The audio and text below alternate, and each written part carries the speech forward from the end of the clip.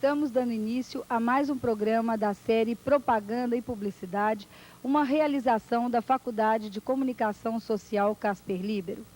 Hoje vamos entrevistar Ricardo Viveiros, diretor executivo da Central do Outdoor, publicitário, autor de 6 livros, dentre eles um dos mais importantes, Doces Beijos Amargos, e também um representante da classe publicitária no cenário político, ou seja, candidato a deputado estadual pelo PMDB.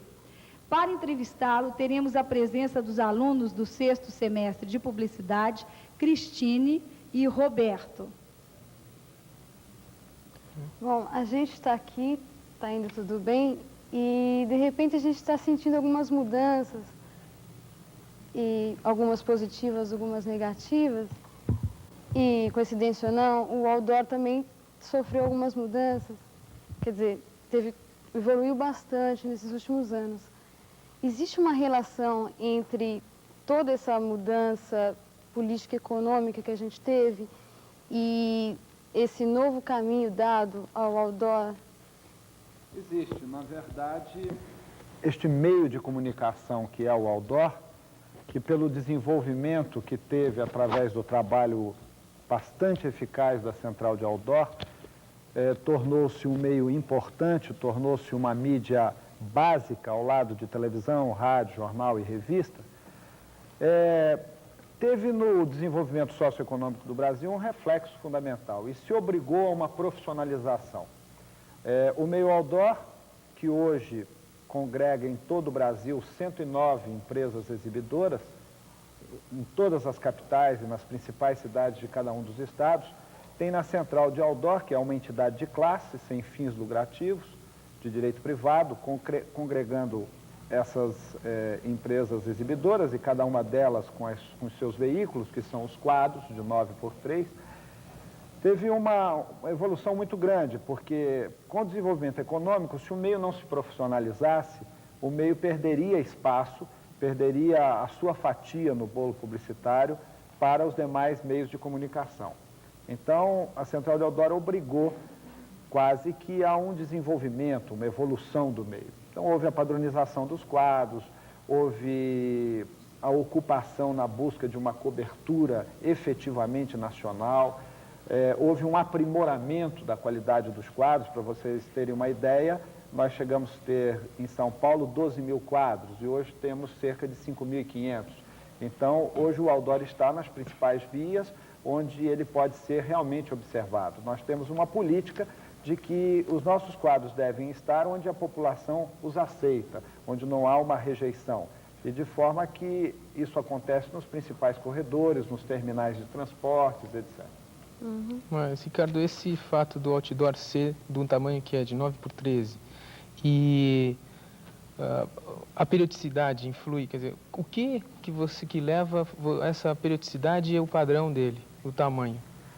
Bem, antigamente o outdoor ele era de diversos tamanhos. Você tinha quadros de 1 folha, você tinha quadros de 8 folhas, tinha quadros de 16 folhas e quadros de 32 folhas. Houve até uma época onde chegamos a ter em São Paulo e no Rio de Janeiro quadros de 64 folhas. Entretanto, a Central de Outdoor achou por bem padronizar isso para que pudesse a cobertura nível Brasil acontecesse, para que pudesse acontecer a cobertura a nível Brasil. E para que isso acontecesse era necessária uma padronização, porque aí nós temos 2 gráficas no Brasil produzindo outdoors e atendendo a clientela de todo o país. De forma que, se não houvesse um padrão, eu até discuto se esse padrão é o melhor padrão, se em vez de retangular não fosse um pouco mais quadrado, etc., né? Agora, quanto à periodicidade de 15 dias, é a periodicidade usual no Brasil já há muito tempo. Entretanto, eu também discuto isso e a gente tem convocado a classe publicitária para participar disso, sugerindo outras coisas. Quem sabe uma semana não fosse um prazo adequado. Uma coisa que eu queria saber, a gente estava falando de mudança, uma coisa que não mudou muito assim foi a censura, né? Porque é claro que em publicidade ela funciona um pouco diferente, mas ela existe em alguns meios de comunicação, em alguns veículos, a nível assim em relação, sabe, estipular horários de veiculação de determinados tipos de anúncio e tal. Existe esse tipo de censura no outdoor? Olha, não existe. Eu, particularmente, sou absolutamente contra a censura. Eu sou contra a tudo aquilo que venha impedir a liberdade de criação. Eu acho que, fundamentalmente, os publicitários, que são, na minha opinião, meus colegas, meus companheiros, acima de tudo, artistas, criadores, eles têm toda a liberdade do mundo para dar a sua mensagem. Eu acho que o problema de censura está na cabeça das pessoas. Eu acho que feio, que imoral, é gente passando fome, é gente não tendo onde morar, é gente não tendo trabalho. Isso, para mim, é muito mais imoral do que um bonito corpo exposto. De forma que lá na Central de Outdoor, no meio de comunicação outdoor, nós não fazemos nenhuma espécie de censura. Há, por parte das gráficas, às vezes, que não compõem a Central de Outdoor, um certo cuidado na discussão com as agências de algumas peças que podem, quando na rua, criar uma polêmica a nível federal e gerar aí uma proibição, uma cobertura que pode causar ao cliente e à agência alguns prejuízos. Mas nós da Central, quanto à veiculação, não fazemos nenhuma espécie de censura. Quando o CONAR nos comunica alguma coisa, nós simplesmente acatamos e permitimos à agência e ao cliente que discutam com o CONAR. Então a responsabilidade não é de vocês, não tem nada a ver? Não, é nossa responsabilidade na medida que o nosso veículo transmite sim. aquilo. Mas vocês não são responsáveis? Não, nós não fazemos pré-julgamento de nada, porque nós respeitamos o trabalho de criação.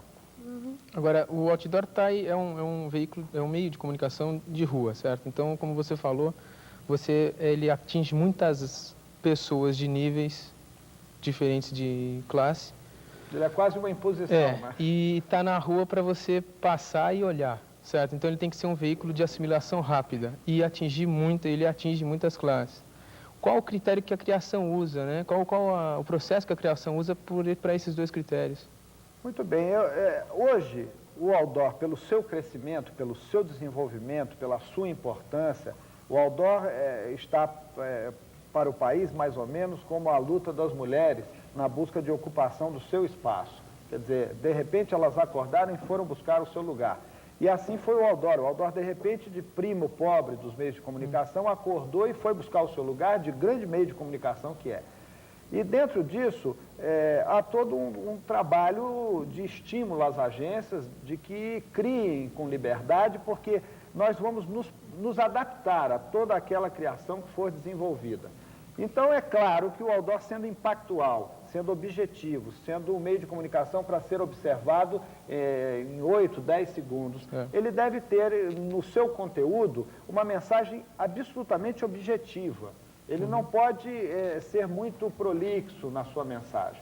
Então, nós acreditamos que os profissionais de comunicação, a cada dia, vão se aperfeiçoar nisso, de buscar no outdoor aquilo que ele tem de melhor, que é a questão da velocidade, da simplicidade, da impactualidade. Certo. Agora, você como da Central de Outdoor, qual um exemplo que você me dá de uma boa ideia em outdoor? Olha, há muitas boas ideias. Há agências e agências que têm criado muito bem para o outdoor. Obrigado. Nós temos, por exemplo, eu posso aqui me recordar, obrigado, de uma ideia que foi utilizada, era um maço de cigarros, eu não vou dizer a marca para não fazer o comercial gratuitamente, mas era um maço de cigarros bem grande do lado esquerdo do outdoor e do lado direito simplesmente a frase: vá ver se eu estou no bar da esquina. Então esse é um exemplo de como se utilizar bem o outdoor. Né? É uma coisa que tem que ser umas frases bem rapidinhas. Exatamente. Na Bahia, um publicitário de uma pequena agência também criou uma coisa excelente. Metade do cartaz para a esquerda era uma barata preta, morta com as pernas para cima, um fundo branco, e do lado de cá acerte no bicho, detetização, telefone e tal.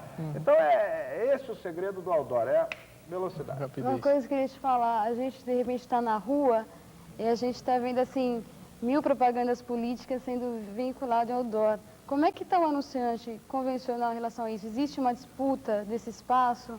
Ou está limitado? Como é que está? Não, nós tivemos o cuidado de preservar o direito do nosso anunciante tradicional.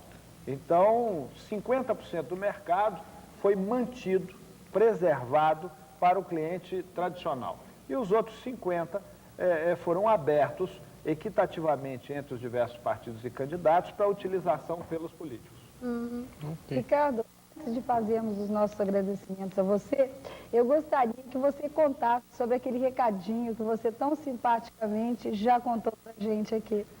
Não, é o seguinte, eu, na verdade, me sinto muito feliz, muito alegre de estar hoje aqui agora, porque eu, quando era aluno de comunicações, sonhei em ter um espaço como esse que vocês têm hoje. Quando eu me tornei professor de comunicações, eu sonhei ter um espaço como hoje esse que vocês têm.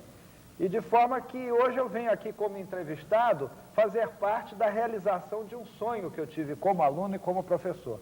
De parabéns a Casper Libero, de parabéns você, Sandra, e principalmente de parabéns os alunos, meus futuros colegas, meus atuais colegas, entende? Eu acho que isso é muito importante, abrir espaço para o jovem, acreditar no jovem e, enfim, permitir que as pessoas mostrem que, embora com pouca idade e às vezes teoricamente com pouca experiência, elas têm muito para dar, muito para contribuir.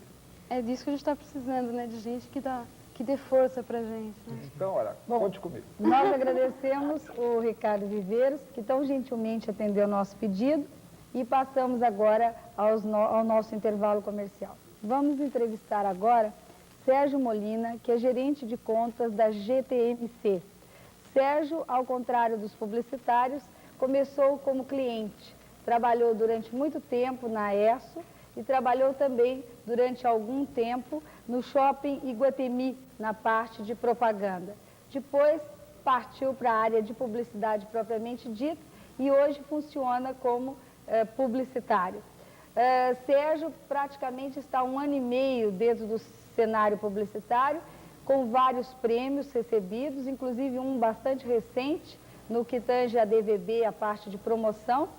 E para entrevistá-lo agora, teremos as alunas Patrícia e Rosane.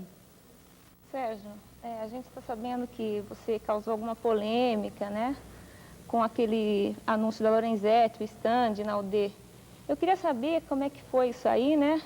Para a Lorenzetti, né? A nível de Lorenzetti e a nível profissional seu, como é que isso ficou?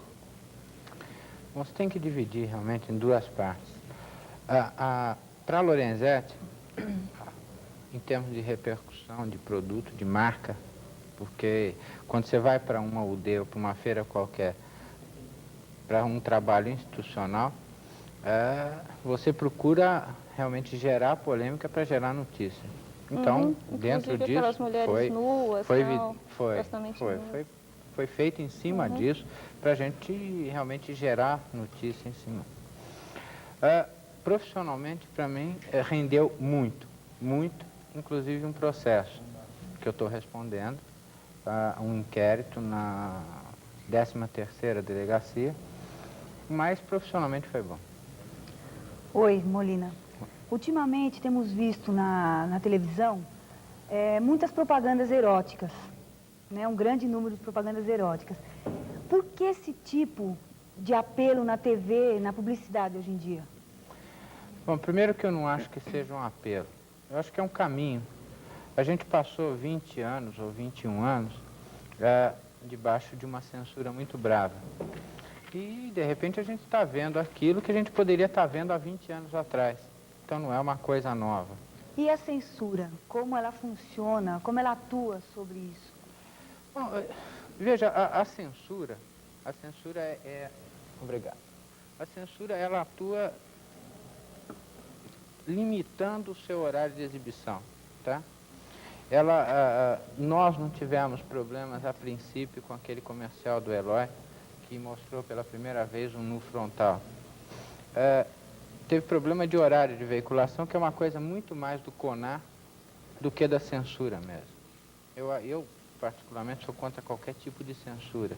Eu só acho que o CONAR, como um órgão que regulamenta a propaganda, ele deve agir sempre, só que não com 2 pesos e 2 medidas. Você acha, por exemplo, que o CONAR, ou a censura no caso, ele poda um pouco a criação de certos comerciais ou não?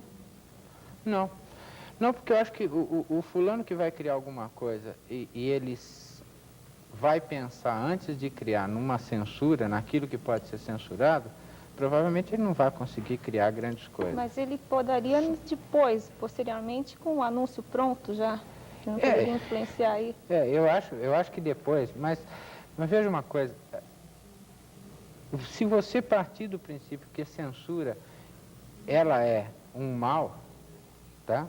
Nós temos que trabalhar pensando em que aquilo que a gente está fazendo não vai ser censurado. Se vai ser censurado, é outro papo. Nós vivemos já há muito tempo sob censura. Hoje a conversa é outra.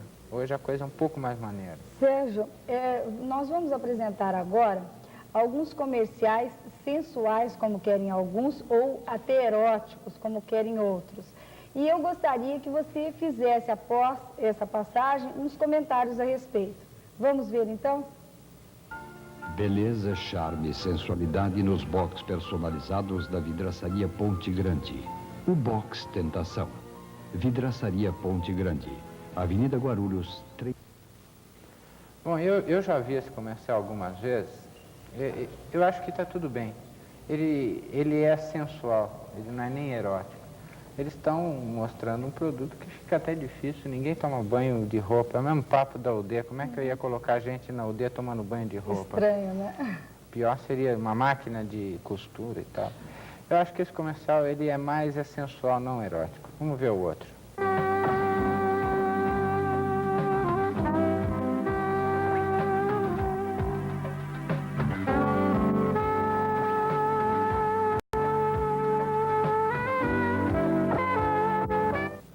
Eu gosto, esse filme eu gosto. Eu É um acho filme de bonito, bom gosto, né? ele é sensual, Esteticamente ele bonito. não Mas é ele tem um erótico. pouco de erotismo também, assim, esse envolvimento de corpo, será que não? Mas Não. é bonito. Eu né?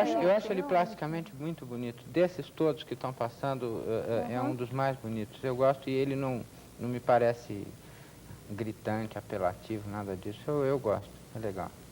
Vamos ver o outro.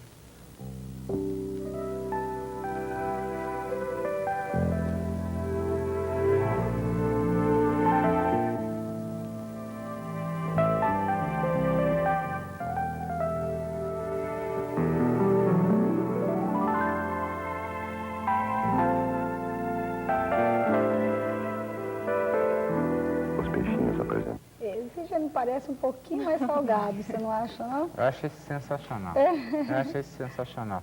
Fica difícil, a gente volta na mesma coisa, fica difícil você anunciar calcinha e cueca e mostrar a pessoa vestida e falar, eu tô com uma calcinha da Hering. Pô, E a gente tem que mostra partir do pra mim. princípio do que é bonito, precisa e deve ser mostrado, né? Como já disseram alguns.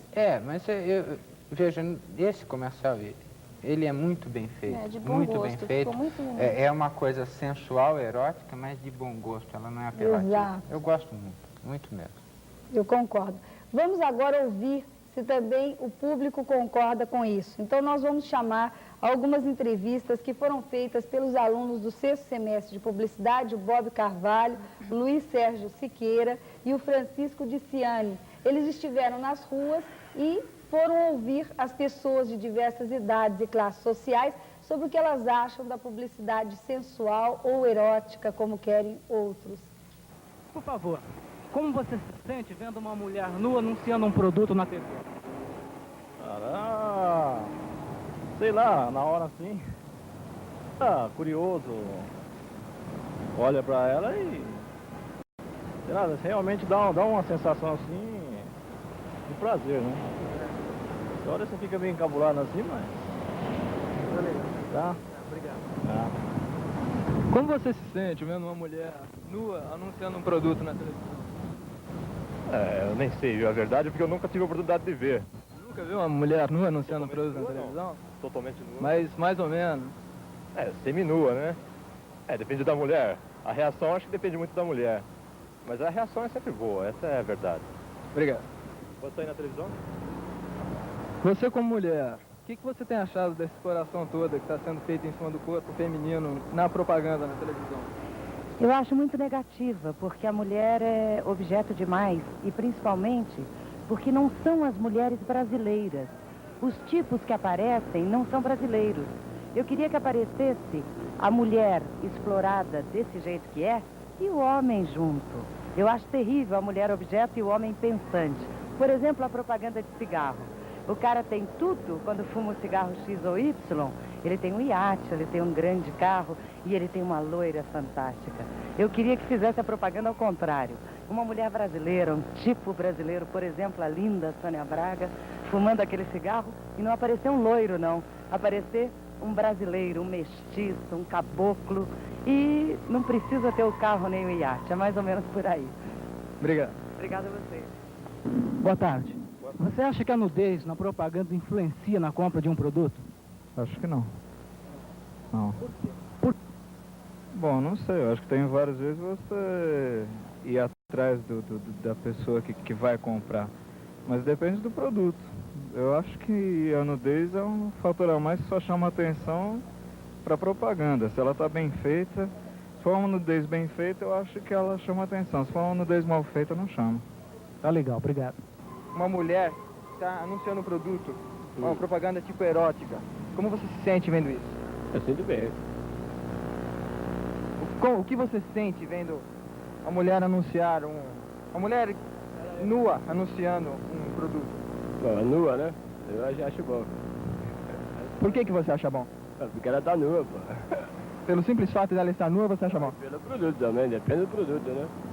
Depende do produto? É. Tá ok, obrigado. Como a senhora se sente vendo uma mulher nua na TV sendo explorada anunciando um produto? Eu sou contrária a qualquer exposição de mulher. Sou fotógrafa, estou nesse ramo, mas eu não aceito. Porque tudo que a mulher tem de belo, sendo assim explorado, todo mundo vendo, não aceito. Tá, obrigado. Aceito assim, ou nu, num quadro de pintura, tem que ter os modelos evidentes. Mas comercialmente, não, nunca, jamais.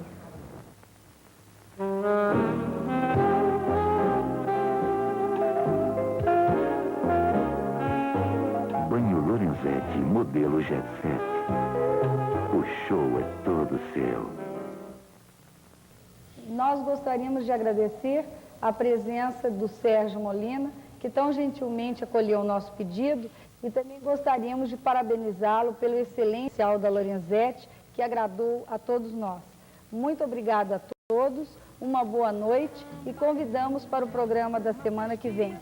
Boa noite. Agradecemos ao barman Fábio do restaurante Carlitos. Só tomava chá, quase que forçado vou tomar café. Ligo o aparelho, vejo o Rei Pelé. Vamos então repetir o gol. ZYB 853 TV Gazeta, Canal 11, São Paulo. Emissora da Fundação Casper Libero. Assista agora a Legião da Boa Vontade. E amanhã, 6 da tarde, realce